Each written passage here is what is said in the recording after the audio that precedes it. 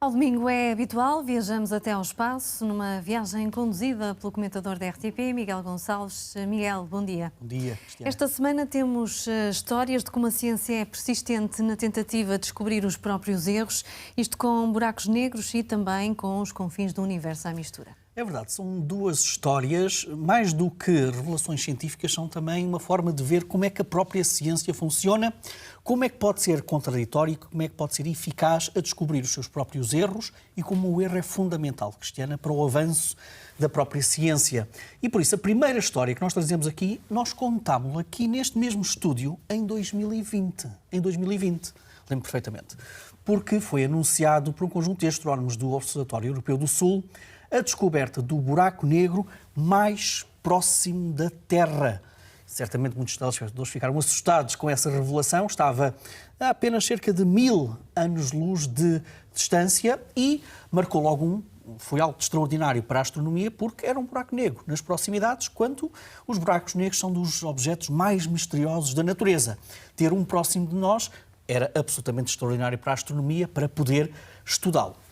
Pois bem, mas logo, quando essa descoberta foi anunciada, houve um conjunto de investigadores, liderados por uma equipa belga, que começou a duvidar desse mesmo anúncio. E porquê? Porque o anúncio original falava que estávamos perante, eventualmente, um sistema triplo, em que teríamos então uma estrela a orbitar o tal famoso buraco negro a cada 40 dias e uma segunda estrela muito mais distante deste duo mais próximo, portanto numa órbita muito mais afastada. E diziam os cientistas da altura, responsáveis por aquela descoberta, que o que melhor explicava de facto aquela detecção daquela luz toda era um buraco negro que estaria de facto ali no centro de todo este sistema triplo. O que fez agora esta equipa belga foi olhar novamente para aquela zona do céu onde está este sistema, utilizou dois instrumentos do próprio Observatório Europeu do Sul, o MUSE e o Gravity, para tentar perceber então qual é que é a dinâmica orbital de tudo isto. E chegaram a uma outra conclusão. Disseram que, provavelmente, isto é muito mais compatível com um sistema de duas estrelas, apenas duas estrelas, num buraco negro, e em que nós podemos ter então estas duas estrelas orbitarem-se a cada 40 dias, portanto aqui os 40 dias bate certo com a previsão original, mas em que uma das estrelas está a fazer, olha, autenticamente um striptease à estrela vizinha. Ou seja, está a despir a estrela vizinha de matéria, está a comer as camadas exteriores da estrela vizinha e, portanto, isso mostra aquilo que também um buraco negro faz, que é despir matéria, não é? E, portanto, o que fez esta equipa belga foi apresentar os seus estudos e dizer que isto era muito mais compatível com tudo isto. E agora repara o aspecto interessante desta descoberta, Cristiana. É que estas duas equipas, que aparentemente apresentaram sinais, interpretações tão diferentes da mesma observação, sabes o que fizeram? Uniram-se. Estas duas equipas uniram-se para tentar perceber, de facto, então, o que é que se passava. E então, o que é que eles fizeram? O instrumento MUSE, um espectrómetro, permitiu confirmar que não existia nenhuma companheira brilhante numa órbita mais afastada.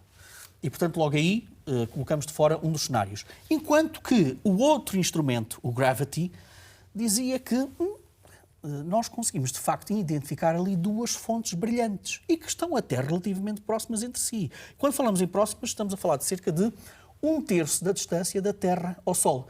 E, portanto, Cristiana, repara o que é que acontece quando nós utilizamos mais instrumentos, melhores instrumentos e, sobretudo, quando nós temos duas opiniões, duas interpretações diferentes sobre a mesma detecção e quando essas duas equipas se juntam para tentar descobrir, então, o que é que se passa. E agora a conclusão é que, de facto, as duas equipas estão de acordo. A interpretação mais favorável aos dados recolhidos é que, vamos esquecer, o buraco negro mais próximo de nós, estamos a falar de duas estrelas em que uma delas está a pegar matéria da estrela companheira. Isto é muito importante, Cristiana, porque os sistemas duplos, triplos, são os mais vulgares no universo. Nós estamos a assistir os primeiros passos, os primeiros tempos deste movimento de recolha de material de uma estrela em relação à outra. Portanto, também é astronomicamente muito poderoso. Mas também dizem estes astrónomos que Não vamos esquecer os buracos negros, porque há buracos negros do tamanho de 2, 3 vezes a massa do nosso Sol, os buracos negros de massa estelar. E eles podem ser milhões e milhões e são de difícil detecção. Muito bem, vamos avançar para outro assunto, flutuar num lago e a tentar ver o brilho das primeiras estrelas. Olha, foi mais uma história interessantíssima que foi revelada neste mesmo estudo em 2018. E o que é que contava esta história? Leva-nos até aos confins do universo, no tempo e no espaço. Quando falamos em confins do universo, é mesmo confins do universo. Estamos a falar de uma altura por volta dos 100, 180 milhões de anos após o Big Bang. Cristiano, o cosmos não era uma criança, era um bebezinho. E então o que foi dito na altura, em 2018, é que um conjunto de astrónomos tinha detectado o sinal daquilo que se chama a aurora cósmica da história do universo, do Big Bang.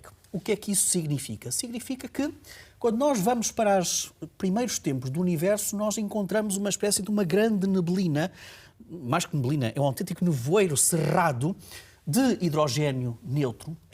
E esse hidrogénio neutro é como se fosse um tampão para nós percebermos o que é que acontecia no universo nos primeiros tempos. O que é que foi fundamental para que esse nevoeiro desaparecesse? Olha, foi precisamente o aparecimento das primeiras estrelas. A primeira luz das estrelas, a primeira energia das estrelas excitou todo esse átomo de hidrogénio e tornou o universo muito mais transparente, visível. E na altura, em 2018, os astrónomos anunciaram que tinham descoberto esse sinal que está muito escondido, Cristiana, muito escondido. É muito frágil a detecção desse sinal. E porquê? Porque à medida que o universo vai se expandindo, essa luz, esse sinal também expande-se, torna-se em comprimentos de onda cada vez maiores. E esse sinal está escondido, imagina tu, na mesma zona do espectro eletromagnético da radiação, por exemplo, da rádio FM, da rádio, dos sinais da televisão. E, portanto, é muito difícil de detectar esse sinal. Mas em 2018 os cientistas anunciaram isso. Eis então agora uma reviravolta. Um conjunto de astrónomos indianos fez uma experiência que é a todos os níveis lindíssima. Olha, isto nós estamos a ver. Construiu um pequeno radiotelescópio e, antes da pandemia, antes do início dos confinamentos, colocou este radiotelescópio em alguns lagos indianos.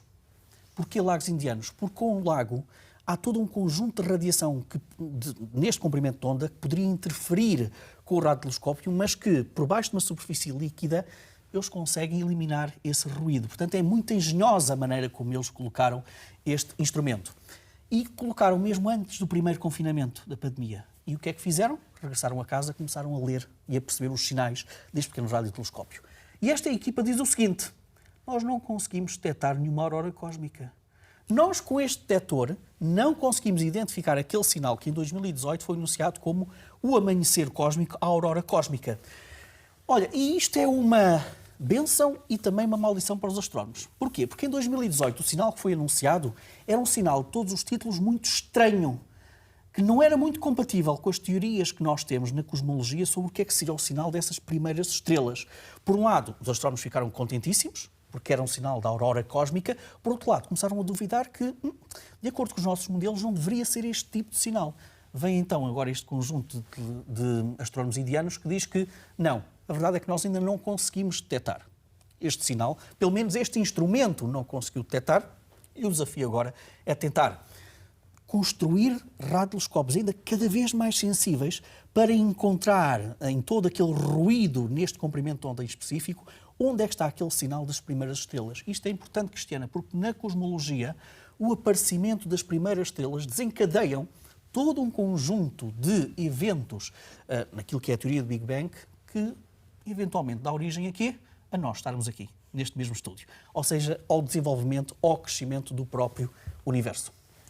Para terminar, quando o cosmos se une à arte e também à música?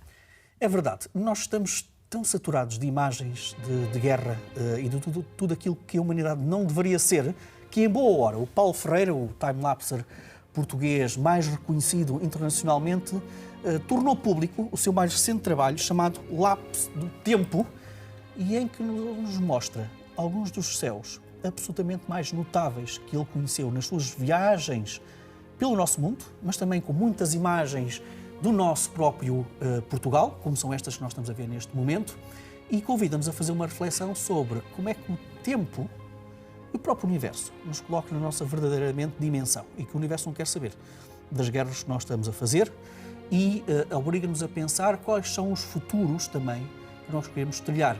E para estas imagens deslumbrantes que nós estamos a ver, ele convidou também o músico André Barros para fazer a banda sonora deste documento que, Cristiana, volto a dizer, vem mesmo em muito boa hora, porque permite-nos pensar melhor, respirar melhor em relação àqueles tempos que nós vivemos e que a beleza também pode ser uma forma de salvação. E a beleza está lá em cima nos céus, sempre que nós tivermos disponibilidade para nos perdermos e maravilharmos com o céu que está à nossa frente, lá em cima.